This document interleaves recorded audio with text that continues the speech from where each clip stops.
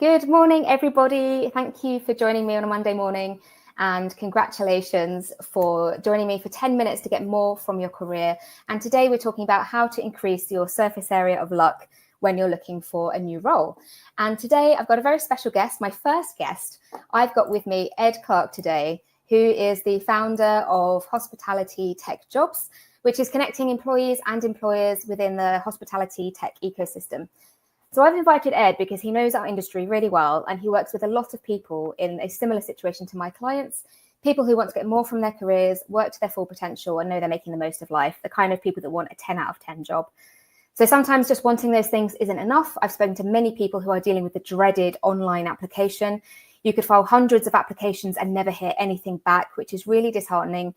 It's really hard to stay resilient when you're faced with this wall of anonymity.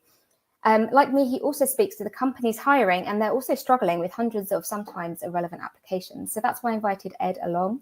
What he'll be sharing today will give you more options to stand out from the crowd. And rather than buying a lottery ticket and hoping for the jackpot, with these techniques, you'll be working towards a win. So I'd love you to listen out for the thing that you can adopt that will help you make a real change when you're making a job application. And drop us a comment and let us know who's here. But also, Ed is happy to answer questions live. So drop any questions in, and we'll answer at the end. So now I'll hand over to Ed. Good morning. Morning, Emily. How you doing? I'm good, thank you. How are you? Good, very good. Happy to start Monday like this, giving value. Awesome. So do you want to start? What are your top 3 tips for increasing your luck when applying for your next role? Sure. Yeah, I think maybe first I'll explain why it feels to most candidates that it's a lottery when you apply to a job, even though you feel like you are the perfect match. The simple reason is that most jobs get over 100 applicants. And if there's an internal recruiting team, they usually have more than one role to place, if not, on top of their typical HR duties. So they want to go through that as fast as possible. Usually they won't be going through the 100 applications, looking at each and every one of them. Sometimes I look at, the first 3 or 5 that fit their criteria, and they'll send it to the hiring manager.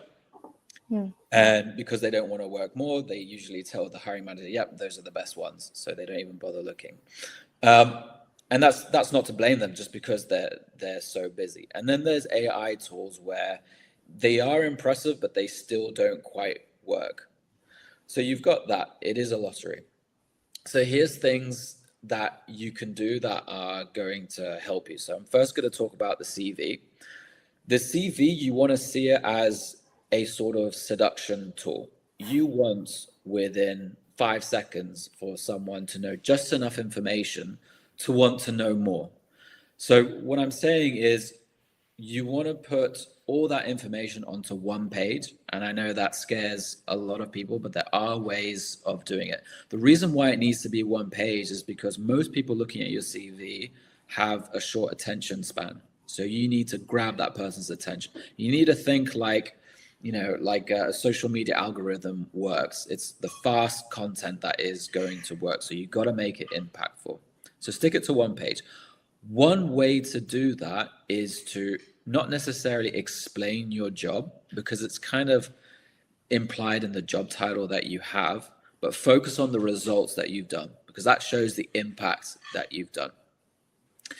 Then what you can do is you can also use columns in your CV. I know a lot of people are going to say, duh, but I've seen a lot of super senior people who just put bullet points and don't even have a column in place. How would you use the column? You can put your picture, you can put your contact details, you can put your skills, the barometer, you can put your languages, you can put your education. All that stuff you can already fit. You've probably saved yourself at least half a page right there. So that's what I would say. And then my top tip at the end would be, don't just send your CV and cover letter and just hope and pray. You've got to do more than the average. If you do what the average do, you're going to get average results. So what do I mean by this? If there is a job that you absolutely love, go onto LinkedIn, try and find the people who are likely to be hiring for this role, the actual hiring manager. Find the people in the HR, recruitment. If the company is small enough, even add the CEO. Then what I want you to do is, if you haven't downloaded LinkedIn on your phone yet, download it. The reason is because when you go on the app on your phone instead of the desktop, you have the ability to send a voice note once someone's added you. Why the voice note? Most people, hiring managers, get bombarded every day by loads of irrelevant messages, and most of them are templates, and they're just sick of that. Hardly anyone sends voice notes today.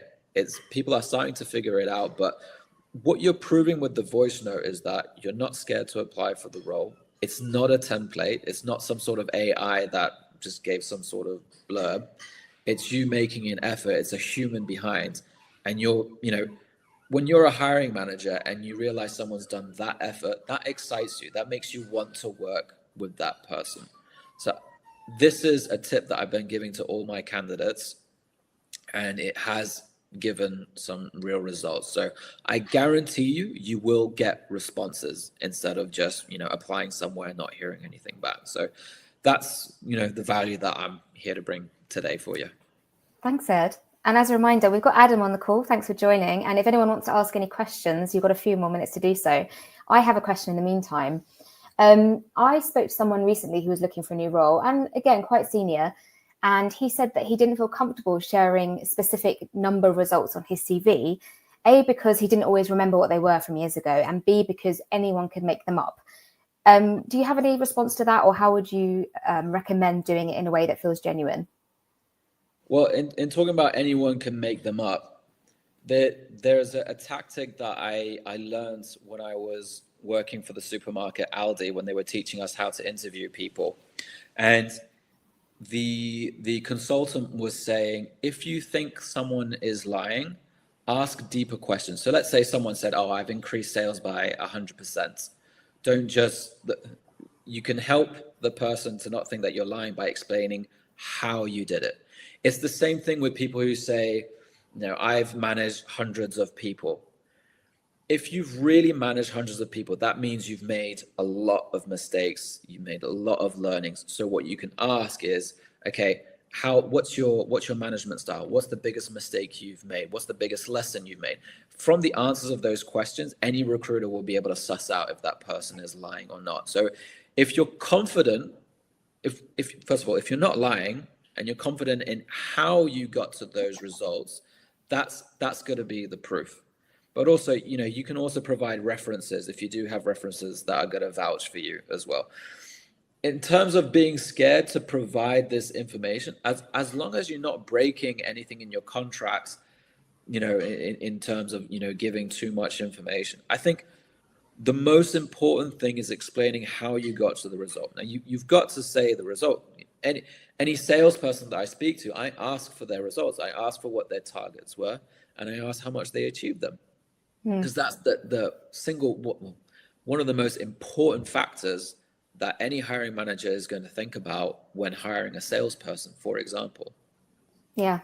I really love that you connected it with how they do things, because that's part of what I do in my career coaching program, is not just thinking about the fact you did stuff, but being conscious of your unique strengths and the way that you're bringing value, because we tend to take it for granted that what we do is easy because we find it easy or natural. Yeah. And we aren't good at explaining how it's different to how other people would achieve the result, even if it was the same result. Like, what was your approach, what are your unique strengths and your unique perspective? So I really love that. Yeah. Good. Nice. And about the voice notes, what kind of content do you think gets the best responses or the most responses? I'd say try and keep it between 30 and 60 seconds. I mean, on LinkedIn, I think the limit is 60 seconds anyway. I've got such a big mouth that sometimes I get over the 60 seconds. But basically what you want to say is, it's an elevator pitch for yourself. Don't try and take out the useless stuff. So for example, if it's me that's applying for a role, I'm not going to say, hey, my name is Edward Clark, because it already shows on LinkedIn. So say, hey, really like your company. I saw that there's this vacancy. I would love to put myself forward for it. I just wanted to explain to you the 3 main reasons why I would love to work for you, and 3 main reasons why I'd be great for you as well. Please let me know if it's relevant for you, and let's go for a coffee or a virtual call. Like that. What was that? 30 seconds, something like that. Yeah. I mean, I didn't give the actual reasons, but. Oh, we've got some questions coming in from the audience now as well. So Adam has asked, what will be the biggest recruiting trends in 2026? Maybe just one or two, because we have another question as well. Recruiting trends. Well, it's AI. I get bombarded every week with a new AI tool on recruitment. But even LinkedIn is coming out with an AI assistant to find people with specific skills. I'd say that's the biggest trend in recruitment. But there's also, well, with AI, without those kind of tools, AI has already helped me, like ChatGPT. Recruiters have become a lot more productive. So just to give you an example, on all my calls, I have an automatic note taker, and straight after it summarizes the call with me and gives me a transcript so that if I want to, I can pop it in ChatGPT and it can structure things exactly the way I want. So now I have a database for all the calls I have where it's all structured in the same way. I can do 12 calls if I want in a day. It'll be exhausting, but the good thing is that I don't need to remember every single detail because I can go back to the notes. So I think the trends are that recruiters are becoming much more productive and there's much less mistakes being made as well. Another trend is that there are more and more people like me who are becoming freelance because the barriers to entry are a lot lower. Is there any other trend in recruitment that I see? That links quite nicely to the next question, if you don't mind me jumping on. So I was going to say just one more thing is that recruiters are offering more and more different ways of providing a service. So, for example, it can be just on a no win, no fee basis. It can be on a retainer basis, but they can also do the in between. So there's some companies that are growing so much, they might need to hire 100 roles in a year, but they're pretty sure it won't be the case the following year or within 6 months. They don't want to hire someone full time, but they also want to tap into someone like me who's got to leverage into the specific industry that they've got. So there's like a pricing in between where it's like a half employee kind of fractional recruiter, let's say. So those are the trends that I've seen. Nice. Okay, now I've got two questions. I'm going to see if I can blend them together, both from Louise. So thinking about the changes that AI is driving in the industry and the layoffs in big OTAs that are happening and a lot of big hotel companies as well, how do you see the scenario changing for senior people trying to move or reinvent themselves? And a follow-up question, any tips to get the attention of the AI models? It's difficult sometimes to overcome the first hurdle and get in front of the humans. Let's talk first about the question on how to deal with the AI that is causing layoffs. For me, it's about upskilling. Upskill as much as you can. Take any reputable course that you can on how you can leverage AI to become more productive. It's basically what I did in recruitment. And I remember I think it was a senior VP of sales at Hopper was saying at the Future Travel Summit, who was saying how there's now marketers who've learned so much AI who can be as productive as a team of 30 marketers. Oh. And that's the case across other roles. So it's the people who are going to make the effort to learn how to leverage these tools who are going to go ahead. It's easier said than done, but I would say do not ignore the AI. Don't just bury your head in the sand. Be curious, test things, make sure that wherever you work, if you're still employed, that you've got a budget to learn to leverage these things. And usually employers are happy for you to do this because it's a net gain for the company. This is what I would say. What was the other question for? It was for the AI or the recruitment or how to be shown. Yes, how to get past the AI gate.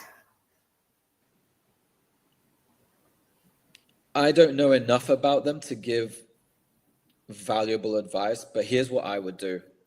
I would bypass it by going on LinkedIn and going straight to the hiring manager or the CEO. Human touch. Go straight and get straight to the point. Stop writing 1 page long or even 2 paragraph long cover letters. No one's got time for that. No one's got time for that. What you can do, and if you don't want to send a voice note, send bullet points like, hey, I would love to apply for this role. Here are 3 main bullet points of why I think I'd be a great match for you. Are you open for a chat? Nice. Keep the human connection. This has worked for me personally. I love that. I did hear from another recruiter that to get past the AI gates, the ATS tracking systems, I've just duplicated that, the automatic tracking systems, they prefer a document that is more text and less graphics. So people could have their beautiful Canva one that's the one pager that's very eye-catching for a human, and then have another one that's more text and more like a table. That's a great idea. Yeah. And then the other thing I heard is that if there are years of experience they need in certain skills or certain education, for example, you have to use the exact same words as they've used because they'll be looking for the exact phrase. And if you've had that skill in multiple different positions, you should put it in multiple different positions to show the years of experience. So that's just a few little tips that I heard from someone else. Does that make sense from what you know? Yeah, and it's time intensive to do, but if there's a specific role that you're applying for, tailor your CV to that. There's a lot of people that I've met who have, changed careers once or even twice, change industries or type of role, whether it's from operational to sales, kind of like what I did. I had 2 different CVs when I was applying to become a recruiter, when I had a very operational background. And so, one of them was focused on operational KPIs and keywords. And then the sales one was more on sales type KPIs and keywords. So, if you find yourself in that situation, definitely think about that. Or if it's territories as well. Nice. Thank you. All about perspective. Awesome. We've got like 60% extra time out of you today, Ed. So really appreciate your time and all the handy tips. And thanks to everyone for joining as well. Anything you want to add just to wrap up? No, guys, just follow me or give me a connection request. More than happy to go on a call to go over your CV and see how I can help. If you're looking to improve your position and career in hospitality tech. Be aware that in the next few days, I will be sending out the first ever survey on hospitality tech for anyone who's working there. It's going to be an NPS on the industry, as well as a salary survey. So for the first time in our industry, we will have that data where we will see what a typical VP of sales earns in the US or Europe or Australia. We will also figure out, how happy people are in this industry, reasons why you would be thinking of leaving your role, or reasons why you want to stay. It's going to be extremely helpful data for both candidates and employers. Awesome. That's really exciting. We'll watch this space. Thanks for joining me today, Ed. Take care. Bye. Bye-bye.